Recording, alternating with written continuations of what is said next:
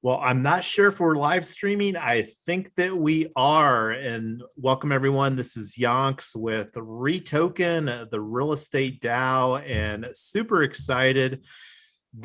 I can't believe we're almost here, middle of November. Thanksgiving is just around the corner. And this is where we come together on a weekly basis to kind of get on the same page and get our agenda, get some things done here. So welcome to the core team. And I'm going to just grab a screenshot here real quick for some attendance. And I wanted to thank Mrs. Yonks for doing a fabulous job on that. So if I'm being redundant here, this is just me being a screenshot junkie. So hanging out here, looks like we've got Poopster, Blursday, Crush, D-Sign, and Mrs. Yonk. So thank you everybody for hanging out. And one of the things that I'm trying to still figure out using some new tech, this is I think the second live stream that we've used with this new Restream tool. So I'm still working on getting another piece with OBS in place, and this is just putting it out to the universe. If you love doing video or want to be involved, and we do like 2 live streams a week, and I think right now that this live stream is going to 6 channels. So if you love doing that. But let's just hop in. We don't have a whole lot of time today. We had a little bit of a delay on getting this conversation started here today. We were just getting some things hashed out as far as our agenda goes. Let me go ahead and make this a little bit bigger here so that everybody can see it. So scrolling down the list of agenda. So one of the things here, and this is something our commitment to everybody is getting better at getting the airdrops. And this is also something that we're looking at putting tools in place as far as automating a lot of this stuff. Like one of the tools that we were starting to explore during the Gitcoin DAO Global Hackathon is Superfluid. We are also looking at doing the UMA project KPI options, which is one of the bounties that we received in the Gitcoin Decentralized Governance Hackathon. That was the last 2 weeks of August, first week of September there. And we did win the REtoken community a prize from both UMA and Boardroom. Boardroom was the main sponsor facilitator of that, and we did win the grand prize on that. And we'll be talking about utilizing some of that treasury here coming up that we have in the DAO for obtaining yield. Super excited about that. But the bullet point here is talking about the airdrop and looking at doing that midnight airdrop, 10 o'clock my time, mountain time. It won't be my time here soon, as we're going to be bouncing out of Colorado here in a week or so. I'm not exactly sure what that'll look like, but we kind of fly by the seat of our pants, as Mrs. Yonks can attest to.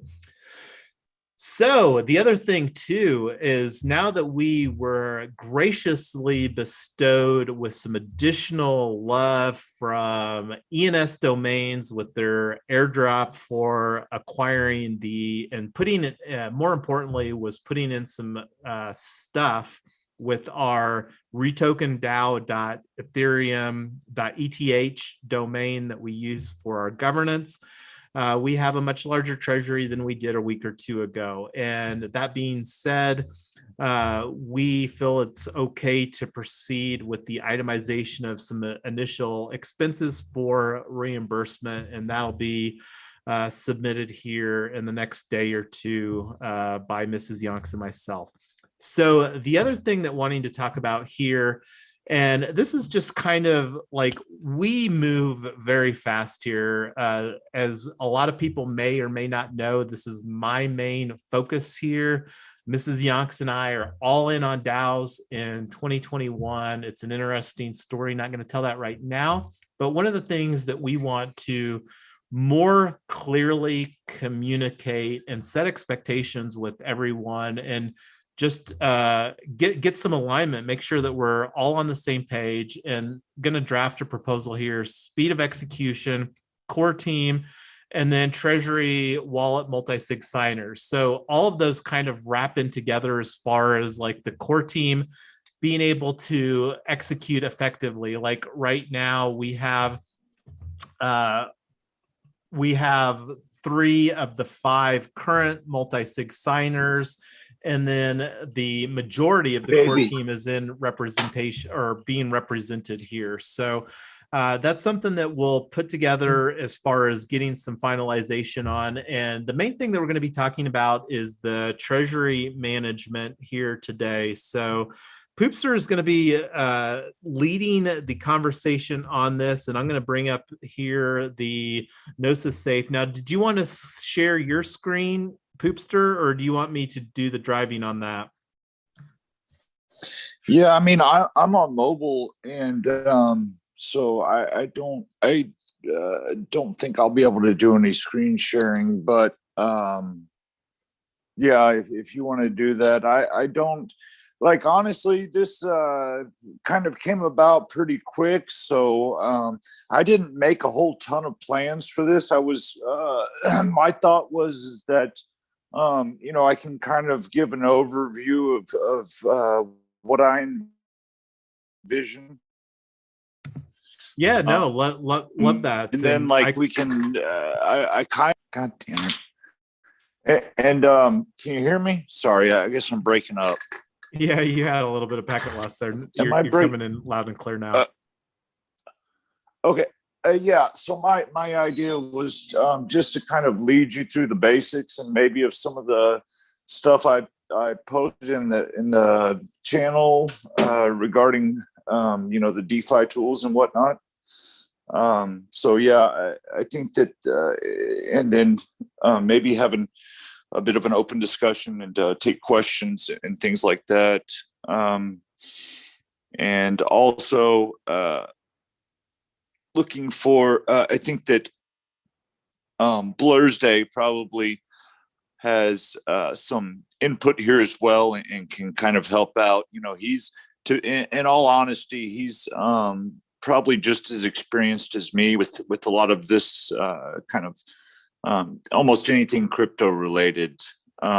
So yeah, like if y'all ever have any questions or need any help, he can be very helpful as well. And Crush even has gotten quite a bit of experience these last couple of months as well. And so she can kind of chime in on a lot of this as well. So just kind of some resources for us to utilize. I know that I don't know if everybody's had a chance to kind of check out the tool. I mean, excuse me, the channels I created in our Discord server, but I created 2 different channels. They're under the resources category. And they're labeled REtoken DeFi Academy and then helpful DeFi tools. And so if you'll, I left the DeFi tools kind of read only. And I just had planned to use it just to post links for whatever, you know, kind of myself or I guess some of the core team think is useful. And then I also created the REtoken DeFi Academy channel, which we can just leave as like an open discussion, similar to kind of what we're doing today. If anybody has any questions, needs help with anything, you know, I'd like to promote, you know, anybody and everybody who wants to learn more about decentralized finance. I do see sure. Michael's got his hand raised. Let's see what Michael's got to chime in here on the conversation. Yeah, on I this. just had a quick question because one thing I realized when I was reading or like listening to the white paper call, I think it might help if like we say like specifically like my question is, what type of experience do you have in DeFi and crypto? And then because like that can be peculiar because there's a difference between like investor experience and then like dabbling with the actual protocols from a technical standpoint. So I'm curious if you have like the technical standpoint, or like what exactly you mean by you have a lot of experience in crypto. That was just Sure. my Sure. Well, I'm happy to kind of detail that. So, as most of y'all know kind of my story, but yeah, I don't have a history of any kind of. I don't have a technical background. I don't have a financial background. I got into cryptocurrency in 2018, and just started kind of dollar cost averaging into Bitcoin, Ethereum, and so I have what happened was I was kind of forced. I couldn't go to work. I had gotten come down with lymphoma, and so I was basically stuck at home for quite some time after chemotherapy and all this different stuff. So yeah, I couldn't go back to work, and I had to find some way to pay my medical bills and to kind of make a living, I guess. So that's the point I kind of really dove cryptocurrency and typically. Can y'all hear me? Sorry, I know I'm kind of going in and out. Can y'all hear me now? Yeah. And just to let you know, Yeah, too, Poopster, I was just scrolling through your pinned tweet here from June 11th titled Poopster's Big Brain Thread for Farming on Polygon. So that's kind of just to paint a picture there if you weren't seeing that on your mobile experience. Yeah, and I need to probably take that down or update it. Yeah, I probably need to take that down. I don't know how relevant that is anymore, but yeah. So basically, I got started as a yield farmer, and that was kind of what I did for the my first little while in DeFi was yield farming, and then. So from there, we had a whole kind of ecosystem that popped up. This was at a time when there weren't a ton of different DeFi protocols or apps or projects. So yeah, I got involved with yield farming, which naturally I got involved with all these different projects, communities, which are mainly located on Discord and Telegram, as I'm sure some of y'all know. So I got really involved here and started working with, just started helping.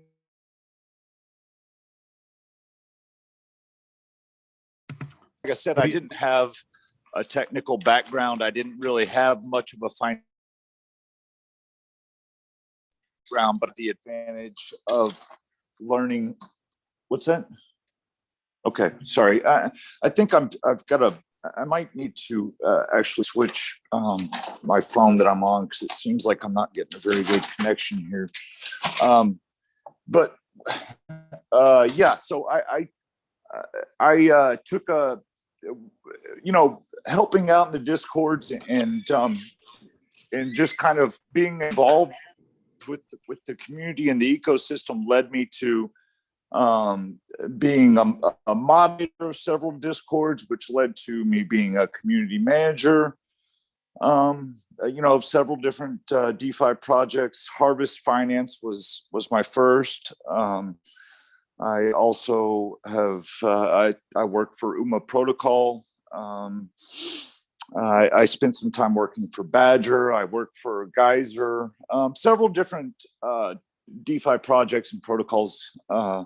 Mostly as a business development now. I've kind of moved up. I still help with some of the community stuff when I can, but most of it's like business development. So yeah, I don't have like I'm not a coder. I have very, I can find my way around a smart contract, but I'm not a coder. I don't have any experience with that. So You have I a good do. amount of experience in the DeFi system though, because like the liquidity pools and everything, and something I knew they were there. I just kind of started getting involved like with actually trying to utilize them now. So thank you for saying that, because that really helps like me put everybody's ideas into perspective. You know what I mean? Because I come from a little bit of a different standpoint. I actually haven't dabbled with it as much with my own money, but I've like actually like worked on some of the tech and the protocols. So it's kind of interesting just hearing where you were coming from. I'm sorry if that took too much time, Youngs. No. This whole conversation is geared towards treasury management. And one of the things here too, and I don't know if everybody's able to see it, but I can talk to it equally as well, is with this very generous airdrop from ENS, the Ethereum naming service, and REtoken was just one of several wallets that I have the keys for. And like right now, I've been showing you for Christ.eth, which is for Christ DAO. And this is just to kind of put some actual numbers behind this that I was talking about here, as far as speed of execution, and like again some real numbers, like this liquidity pool that I set up for Christ DAO, and I am a complete novice. This was literally the first liquidity pools that I had personally set up, but I did sense that there was going to be a lot of activity on ENS and the Ethereum pairs. And again, you can see here that this Uniswap V3 pool, it's like $715, and the transaction on this was 4 days and 22 hours ago. So in less than 5 days, setting up this liquidity pool. Now, there was definitely a transaction cost on here, and this is one of the benefits of moving it to Polygon, which we're going to learn about, which Poopster is much more experienced, because like to set up this liquidity pool, it was a $308 transaction fee when I established this liquidity pool. So, you know, you start doing the math in and out of that, and I don't know what it looks like to exit a V3 Uniswap liquidity pool, but this is just to kind of put some numbers behind the urgency. So, you know, like the speed of execution, because we just claimed the ENS airdrop, but like here, since was able to execute more expeditiously, because we don't have as much governance in place with those other wallets that I have control of as what we do here at REtoken. So that's the underlying hopes of this proposal, is so that we, the core team, and it's you asked a great question, because like we want to be as transparent as possible here, which is one of the reasons that we host these live stream sessions the way that we do. And one of the things that we're still trying to figure out, as far as from a technical execution, and this is an opportunity that Discord has to improve, is like the screen sharing doesn't exist well with the stage functionality, and it's harder to moderate any type of scale with the non-stage functionality. Anyway, that's a technical concern, but that's one of the reasons to provide a little additional backstory as far as the reason that we host the meetings. And we're always, as you can tell, evaluating tools that make it easier for us to conduct our operations here. And that's one of the things that we should constantly be looking at, as far as how can we move faster, do things better, and deliver more value in whatever that we're doing. So that was a great question, Michael. Did that answer that? I see that you still have your little hand raised guy up here. Oh, I gotta put that down. But yeah, that would totally answer my question. And then like I mean, if everyone, like if you could like speak a little bit about the background you have about what you're talking about, that would be super great. And then it could help frame my mindset for like where everyone, because I got everybody's voice down from the white paper call. So that way, if like when we go to the second one, I can approach the questions a little bit, or different things a little bit more personally. Yeah, no, and can you restate your question just so that I'm understanding it, because it sounded like you had one there. Oh, well, what I had asked, I was just talking about what I had asked. I think that was Poopster, right? Was basically just, like what background you said he said he had a lot of experience in the DeFi space and crypto. So I kind of just asked like what exactly that entails regarding like basically N experience or whatever experience it is they're talking about. Like like when you and your wife talk about some of the stuff that you guys have gone through with like the conferences for actually like tokenizing security assets and all of that, we know that that's your background because you kind of like said that you had gone to those conferences, stuff like that. Yeah, and one of the things here, are you a POAP collector? And this is one of the things that I do want to go off on a little bit of a tangent, and I do want to thank Dax and Amy for the efforts here. I sent a tweet out on that earlier, and I'm going to bring that up here because I am a POAP collector, and I actually tweeted here fairly recently that I just collected my 50th POAP, and I'm going to circle back on Poopster's massive POAP collection. So I just reached my own milestone of let's see, and I think I'm looking at REtoken here. So this is the screenshot that I was wanting to share here, is that we have the bot in place now, the DGen bot, which I guess is the latest and greatest POAP distribution bot, and that did successfully distribute the POAP for the white paper working group. But to just add a little bit more to Poopster's street creds from the DeFi space, and this is dashboard that we're looking at here real quick, and there's probably an easier way to do this, and let me see if I can see. I think it's app.poap, and are you well, that's what I was wanting to copy and paste over here, was the voters. So, and this is one of the reasons too. Right now, I believe that we're at 40, probably 39 or 40 REtoken holders. And you can see here the total voters that have voted is only 13. And that's just to provide a little additional context why that we're focusing on a super basic metric like governance. And one of the things that's a limitation with this governance framework that we have right now with everything is that we cannot delegate somebody else to vote. So that being said, you have to show up and vote. And if you don't, then you're not really actively participating in the governance that we have created here at the DAO. So anyway, clicking on this, and to get Poopster's wallet over here, and I think that this was what I was wanting to look at, app dot, I think it's POAP, scan, and put Poopster's over here.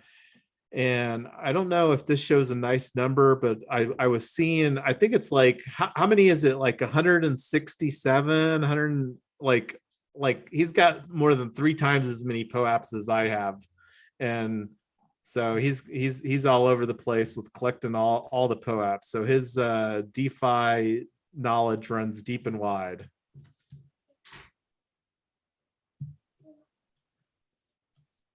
Yeah, thank you very much. So yes, and I think that this would probably be a good opportunity here, because one of the things that no, I remembered why that I took it off the agenda. So let me see if I can see if there are any questions that we have on the audience from. Oh, and I'm gonna lower your hand here, Michael, so that it doesn't. There. Okay, go ahead, Poopster. I see you've got an open mic there. Oh wait, he got booted. So yeah, the what we're looking to do is like this USDC that we've had. It's literally been sitting in here, not doing really anything for. And the dynamic changed pretty substantially when we collected our airdrop, and that was something that we did on our community call on Wednesday night. So that gives us a lot more to work with. And, it was pretty crazy. Like, I think that this number was anywhere from 13 to 20K. So this has still been fluctuating. It'll be interesting to see if that continues to fluctuate quite a bit or if it has a little bit more stability, but who knows? I think that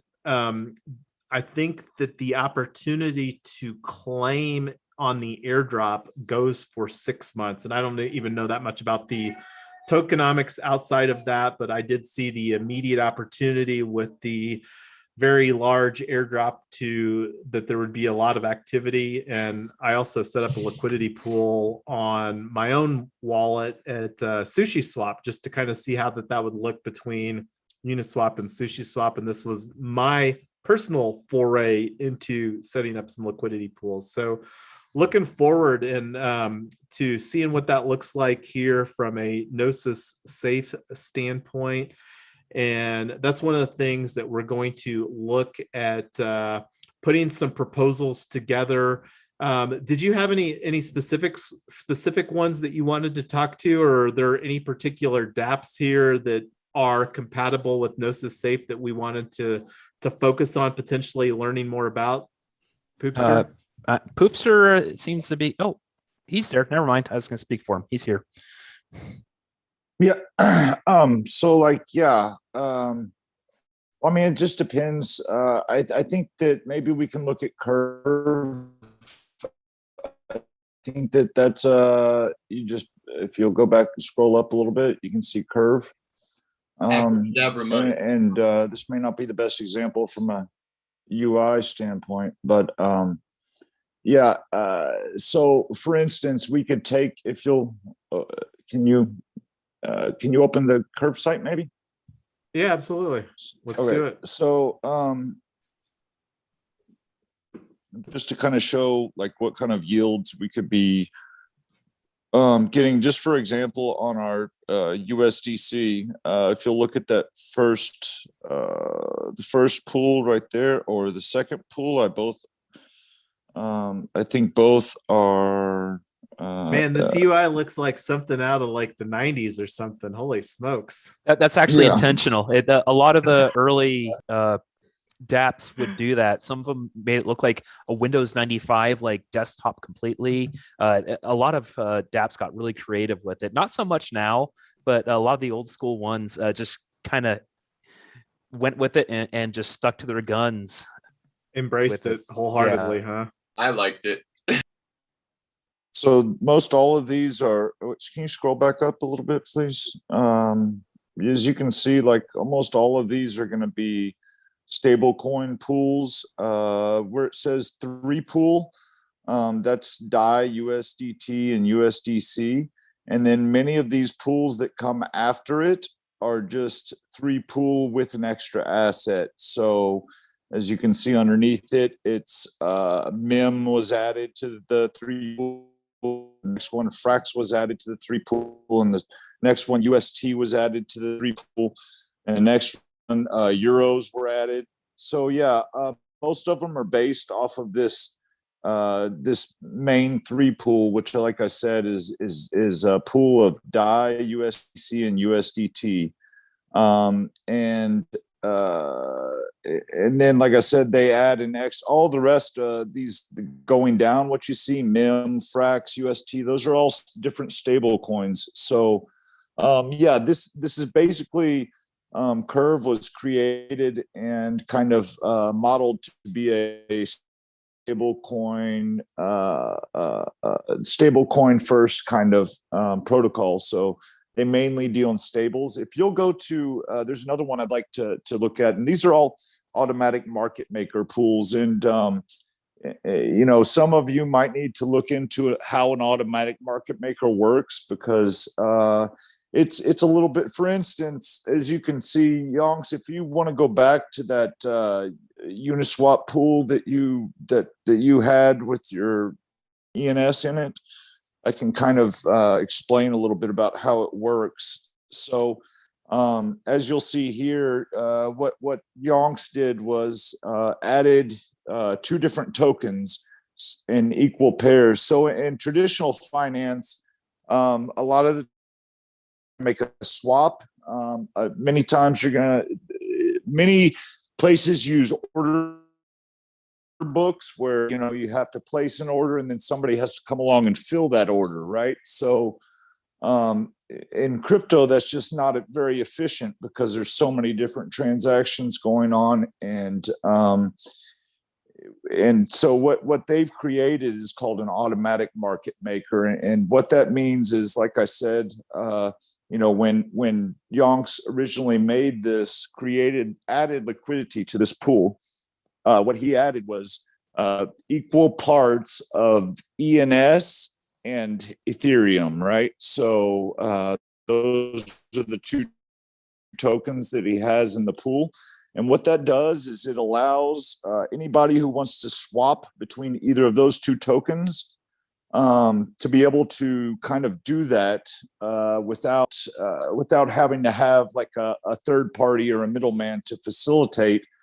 And so it's called an automatic market maker. And the price is a lot of time. There's a lot of different ways that they calculate the price, and I'm not going to go into all that. But one thing that people need to be aware of especially with Uniswap V3, I don't use V3 just because it's so. It's what it's geared to do is really kind of understand how it works.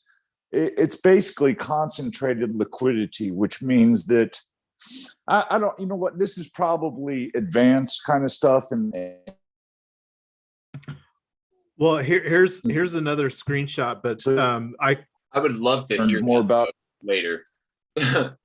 Well, Yeah. so like this liquidity pool is one that I set up at a different time frame than the one that you've been seeing, and you can see here where this specific pool is out of range. It's barely out of range, and I don't know enough as far as like you'd have to look at the transactions, but I mean, I've still made decent amount of money on this pool, but it's not currently yielding right now because it's out of range. And it basically, the pool that I set up got depleted on ENS because when I established this pool, ENS was trading at a lower market rate than what it currently is. So ENS went up, not in proportion to what Ethereum did. So this is one just from a timing standpoint, the way that the V3 pool, and I think that that's just because they, by default, set up a tighter window. And one of the things, like I was also showing too, was the sushi swap over here on, because that's another big decentralized exchange. And this one I don't necessarily like as far as how it displays the numbers. I was really liking the V3 interface, and one of the things that I thought was really neat, and it'll be interesting to see how that plays out, but it does create a unique NFT, which I think is a little bit different just from a technology standpoint than the way that Sushi Pool is doing their liquidity pools. But that's a much deeper dive on the liquidity stuff. And I'm just learning myself here. So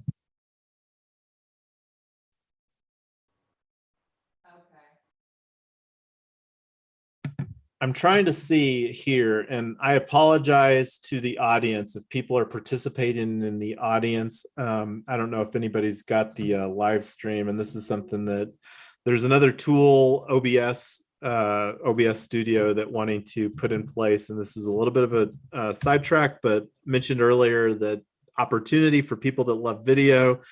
We can learn together here because this is a tool that and if you like producing, here's an opportunity. Anyway, back to the conversation. So we only have a few more minutes left. This has been very helpful, and I hope that paints a little bit better of a picture. One of the things too that we're looking at doing is adding some more parameters around like core team. I already talked about speed of execution, and there's a couple core team members that have been put in the core team that haven't been actively participating in the last 4 or 6 weeks. So one of the things that I'm going to put forward a proposal is that you need to actively participate in, the last 30 days or something. And we can kind of dial that in a little bit more and open for some framework. But this is something that's more of a loose thing that we're working towards having a board of stewards. And this is something that as we get more maturity and a larger community, that I believe that there'll be more people. And right now we're still in season 0 of REtoken DAO, and we will likely be in season 0 until Q3 of 2022, when we're going to be doing our regulation crowdfunding offering. So this is a very different type of dynamic than a lot of crypto projects. With us dealing with the tokenization of real world assets, we're taking a very conservative approach. Super excited about the conversations that we're having on the white paper. That's the next biggest opportunity. And let me see if I actually have that on our Trello board. This is the, for people that aren't familiar with Trello, this is the tool that we use for getting all the things done here at REtoken, the Real Estate DAO. So I don't think that we have it here. I'm going to create it real quick. This is white paper working group number 2 that we're going to be hosting on Tuesday at 7 p.m. Eastern time. And I'll be getting the details circulated on that, but that was what we agreed on during the working group on Saturday, which I was very pleased about. And whatever channels that you might be watching, it's on YouTube, Facebook, LinkedIn, and maybe other places. I don't know. We streamed it out to all the places here. So we've got a couple minutes left. I want to turn it over. I was glad not to do a good majority of the talking. So thank you, Poopster, for doing a lot of the heavy lifting here today. Thank you, Michael, for the questions. And I'm going to stop talking now and let somebody else talk that wants to. Yeah. Well, go ahead. Sorry. No, go ahead. I was just gonna say, as far as so one of the things that I was thinking about, we could incorporate like the white paper thing. I think we should really do we should be doing a light paper for what I heard was what you wanted, or like basically what I know a good portion of the group's idea is. And then leave the white paper for like a little further down the line. We could draft some out now, but I mean, with crypto, we can talk about this later. I feel like white paper is generally a protocol document, like a technical specification. I kind of feel like there was like a misunderstanding of that aspect of it in a group, because like all the projects I've worked on, the white papers are generally pretty technical as far as like how the protocol is supposed to work, what exactly it's doing, because it's something like for Bitcoin, for example, it was an outline of how Bitcoin was going to work. And then that's what brought the builders to work on it. For a white paper, like basically what I feel is like what has made almost all or a large sum of like the valuable cryptocurrencies nowadays, or the successful blockchain networks, like success has been the white papers and stuff. Basically, they bring people that will build with their software, like Amazon did or AWS did. But basically, you get people to build with your software, and then you can then from there, like the network effect starts happening. Because people are already using the technology. So like when I was thinking of the white paper, I was thinking of the technology back piece that would give like this project a huge, insane amount of value, just as much as the real estate portion of it.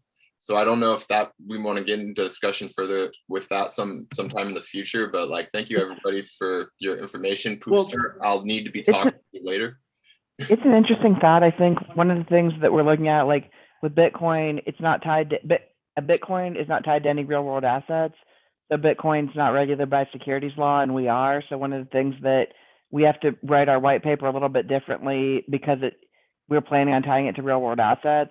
So I think the technical thing is definitely something we could talk about. And but I just wanted you to kind of keep that in mind. The difference between us and some of the tech projects is I mean, Bitcoin, and to add a little bit more to that, there's literally hundreds of companies that are chasing real estate tokenization from a technology play standpoint. And I can really only list a handful that, in my opinion, and one of the ones that I spoke about before we went on the record, and I'll absolutely go on the record of saying it here also, is that there's really two projects that are taking a community first approach that I'm aware of right now that are having a decent, or not even a decent, they're having a solid amount of success, is realty.co and redswan.io. They're taking a community first approach. However, both of those projects have the barrier of entry for accredited investors. And then not only that, but they're also tokenizing rental situations. So the opportunity for us to not be chasing the technology solution, and like I actually prefer being technology agnostic. And like when I say technology agnostic, like the opportunity for us right now to potentially lean into a Polygon security token with the recent ERC 3643 that just recently got approved via that Ethereum and that EIP.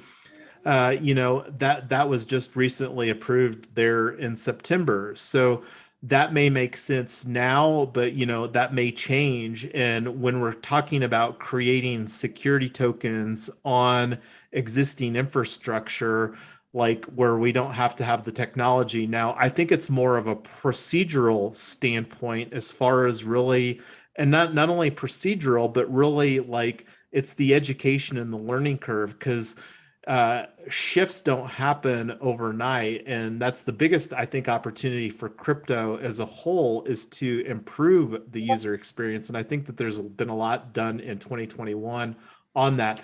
But I wanted to, we're already 3 minutes over here, Hey, and I just wanted to go ahead real quick, Tyler. Oh, I just wanted to ask you guys, since we're here, we've had a lot of new members that have been pretty ambitious in coming in. So we wanted to ask you what you thought about having 2 community members of the week. One is somebody who's been here more than 30 days, and then having a category for like kind of a fast start new member of the week, people that have been in the community less than 30 days but come in and it's really valuable contributions to incentivize those people. So I wanted to ask you what you thought about that.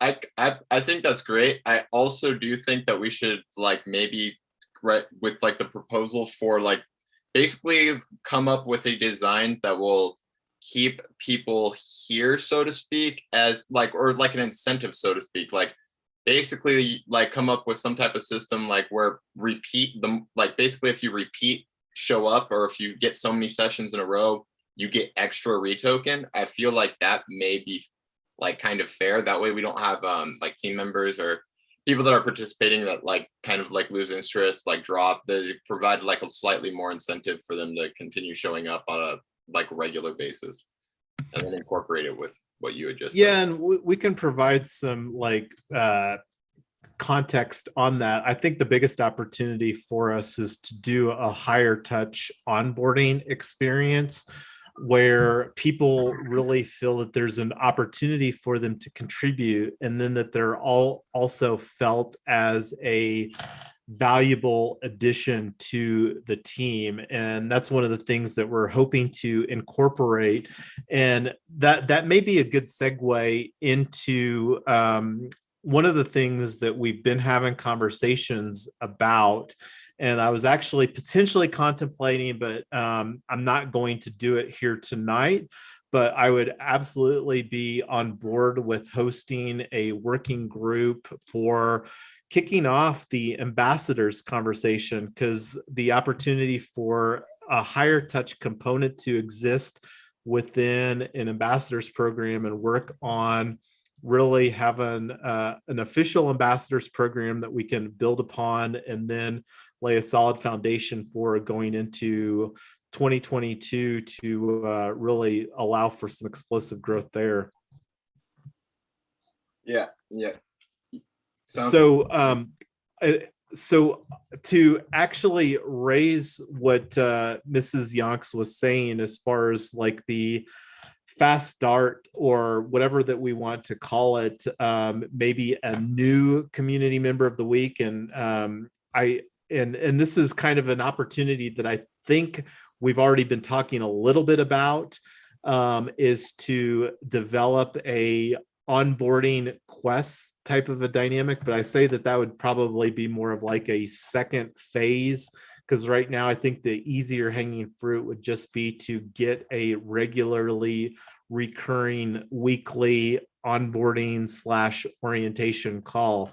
So we've already spoke about putting out some dates for that, but specifically on the ambassadors program, how's everybody feeling about doing a working group for those that are interested? And that's the thing, I don't want people to feel overextended. I know that we've got other projects. I'm participating in other projects myself, but taking a look at the calendar here, Monday is we've got and this was this rolling into week 46 here. So Monday is completely open right now, and this is the only thing that we've got on the calendar is the working group number 2. So Jason, you and I have something on Monday, so can we do Tuesday? no, we've got our working group. So if Monday's off, then let's just we'll take that conversation offline as far as seeing what it looks like then if Monday's off the table. So final thoughts. That was taking off. We're going to put some proposals together as far as the treasury management. We can figure that out, Poopster. And I see D-Sign's got his hand up here. What do you got for us, D-Sign? I was just a little confused on the conversation we were having about the technology approach. You were just, it just seemed almost like we were saying to not do any kind of like technical development right now. What we're saying is we understand technology is important, but our project's a little bit different from Bitcoin and a million other DeFi projects where the technology itself is the value. Our project's so different because the real estate is the value in the community, not the technology is important, but it's not the main thing. It's more importantly, as far as the security tokens aspect, is that there's other players in the mix, like the broker dealer and the registered transfer agent, that we have to get some alignment with. So it's not like we can just wave a magic wand and we're like, reach into the, we've got 5 different security tokens that we can pick from. It's that we have to get some alignment from the registered broker dealer and the registered transfer agent as far as the overall security token that we're going to be tokenizing situations on. And that's one of the reasons that like our roadmap doesn't have a specific alignment from a technology solution, because the conversations are still unfolding and the technology changes very quickly. Like Polygon has a substantial more amount of momentum than it did even 6 or 12 months ago, and a lot of the framework that exists. So like learning this ERC 3643 and having conversations with solutions partners that can potentially deliver on that. And that's one of the things that we're going to be very intentional about. And I think that this is an absolutely fabulous time of year to be having these conversations, because a lot of times the last 6 weeks of the year, a lot of people are kind of like not doing a whole lot of infrastructure upgrades and stuff like that. And it's, so the opportunity for us to have some conversations as far as who that we're going to potentially align with from a broker dealer, like a regulation crowdfunding broker dealer, and then the transfer agent to facilitate this REtoken white label experience, because that's what we want to create, is a solid investor onboarding experience. So I don't know if that's necessarily in the same lens, and this is a very different conversation, because a lot of crypto projects don't care necessarily about the securities implications, and they aren't trying to be intentional about creating security tokens that can get traded on an alternative trading system. Because my expectation, fast forward 5 or 10 years from now, when there's maturity in this security token and digital asset space, when the real money has moved in, because the real money has not moved into crypto yet. And when the real money moves into crypto, having the security tokens that can be exchanged on these alternative trading systems like ATS, I think that will be very important from a positioning standpoint for realizing our underlying missions that we've created. All right. Yeah. Yeah. Okay. That sounds good. I mean, I feel like where me and Design are kind of getting a little confused is just like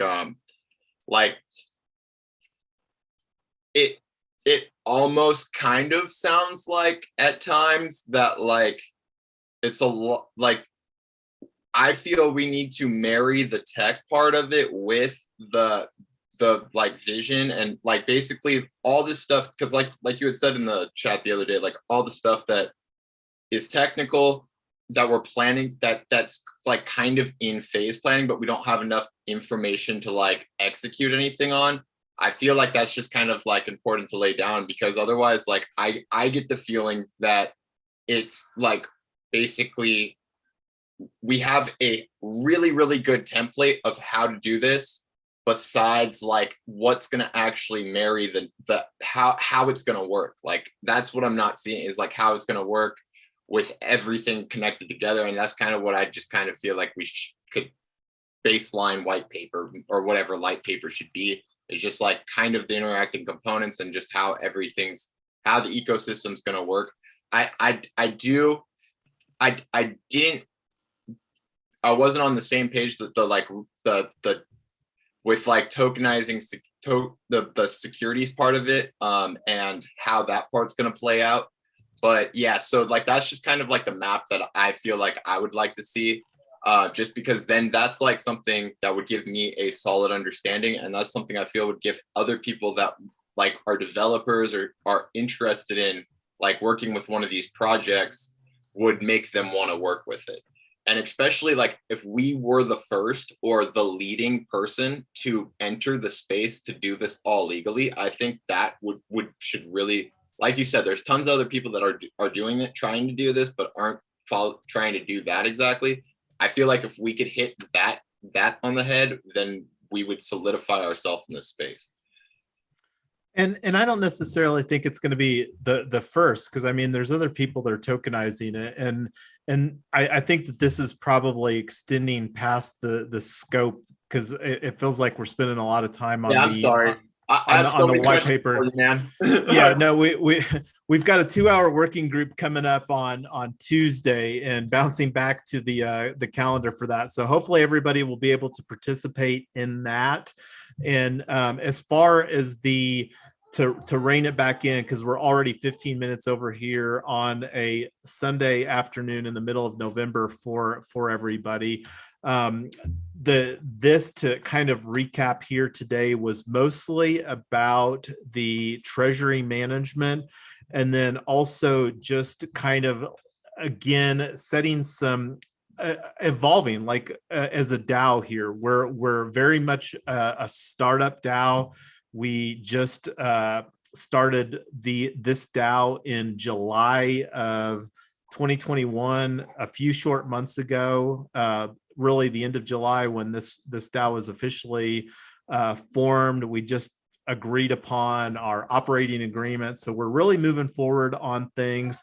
One of the things that we didn't talk about here, and there will be part of the reason is I haven't personally done that much, but there's one of the other things that we've had on our radar, and the DAO Global Hackathon just kicked off the open lanes portion, which is the second half of that. And we do have a Trello card on that, but we'll take that offline as far as the DAO Global. And then we'll circulate that via Discord, and then we'll talk about that on the upcoming community call on Wednesday. We host our community call. Those are the two main events that we host on a weekly basis, is this call on Sunday at 3:15 Eastern time, and then our community call on 7:15 Wednesday night PM. And then already mentioned, we've got our white paper working group, our second one coming up.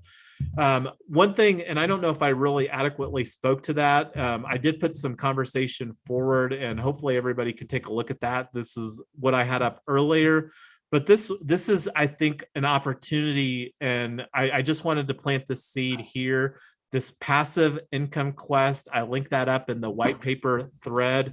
So just plant that seed. We'll talk more about this and go into much more detail on the white paper for our second working group, which will be one of the roadmap items for roadmap when we get that completed here this month or next month. I mean, this month only has a couple more weeks left of November 2021.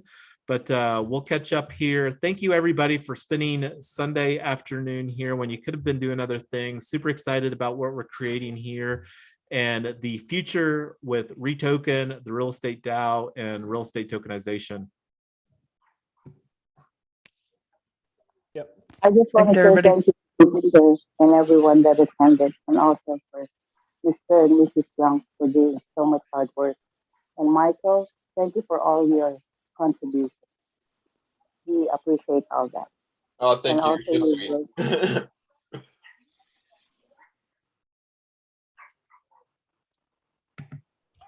Yeah, thank you, everybody.